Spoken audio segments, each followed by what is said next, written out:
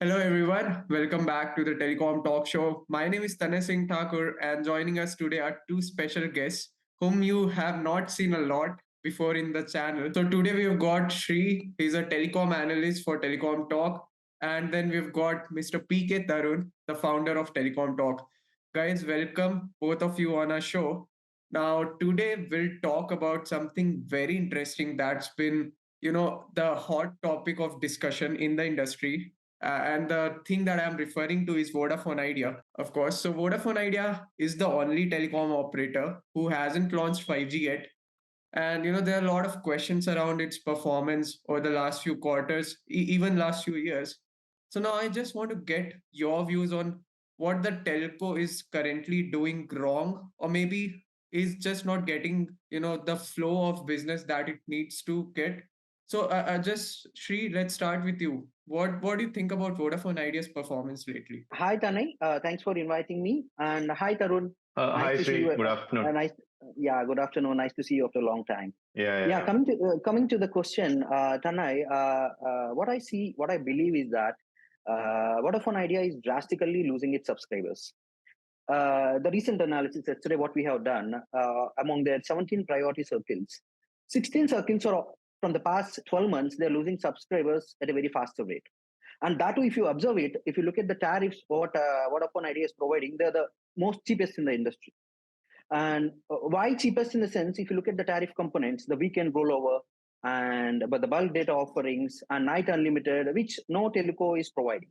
So all these components make the tariff one of the lowest in the industry, but still customers are losing. That is something which needs like an observation and something which needs introspection why this is happening. This is one thing. And the second thing, at multiple instances, the management has updated that the industry tariff is not sustainable and it's need to be increased. But if you look at the tariff, it's happening the otherwise. And I really don't understand why is this confusion happening that the management says something and the tariffs are going vice versa. That I really don't know, and that needs a comment from the company itself. And second thing is that the network experience. If you look at a lot of opinions, like from my circle or whatever, from my experience, I feel that the network needs a lot of improvement. So that the benefits which telco is offering at a cheaper rate or tariff will be comfortably and used by the subscribers. This is what my So, initial take is on the telco. so now, Shri, don't you believe that if Vodafone Idea actually increases the tariffs before Bharti Airtel or Reliance Jio, okay, Okay. keeping the benefits the same, don't you think it stands to lose even more customers? Like, I feel like it would be the best strategy, no, that for them to bundle more benefits for the same price. I mean, what's your take on that? Tanay, my question is that okay, you are now the cheapest in the industry. So are you gaining subscribers? The first question is that. So if you are Mhm. still the lowest, you are not gaining subscribers. But in one side, you are losing the formula of economics. You're True. drastically financially crunched. So how does it Mhm. helping? Neither your financial numbers are being helped, neither subscribers are going. So how, in what way, how does this lowest tariffs are helping the company? So I guess the best way for Vodafone Idea to go forward is to improve the networks, right? Right, right. That is what I actually believe. Yeah. Tarun, what's your take on this? See, I was just hearing what Sri was saying, but one thing I'm not able to understand is that, what exactly is stopping Vodafone to raise the tariff? Even I'm pretty sure, going forward, a tariff hike is really mandatory for all the telco operators to improve its condition in India right now. In terms of in terms of capex and all those things and all.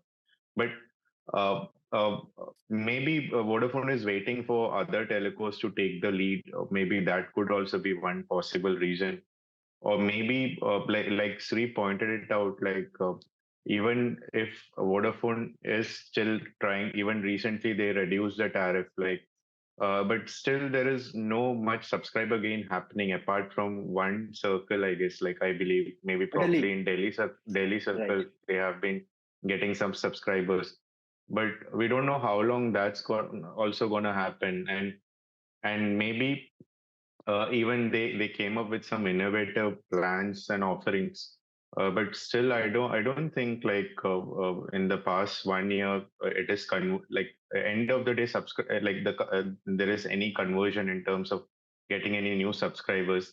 So something is not connecting. Like The maybe dots are not either connecting, right? yeah. Maybe something is not right. Maybe users are not happy with the network experience. Maybe there is users are maybe the kind of news that is coming around in the market. That is also maybe it's not helping them. Like although they showcase the 5G use case in Pune last year in November, if I'm not wrong. Like. Yes. But still, those things are not helping. And even recently, news came out that they won't be focusing on the 5G thing as of now. So lot of ifs and buts are running around. I'm not sure what exactly it's gonna happen in coming days. Even I was reading yesterday's analysis what Sri has done.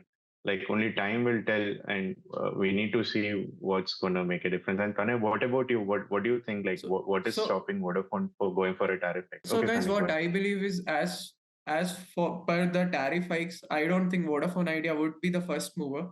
I think it would be a collaborative approach between all the telcos if that has to happen, because Tarun, if you remember, you and I were talking to an industry executive, and he said that we would not be moving first, or we are scared of moving first.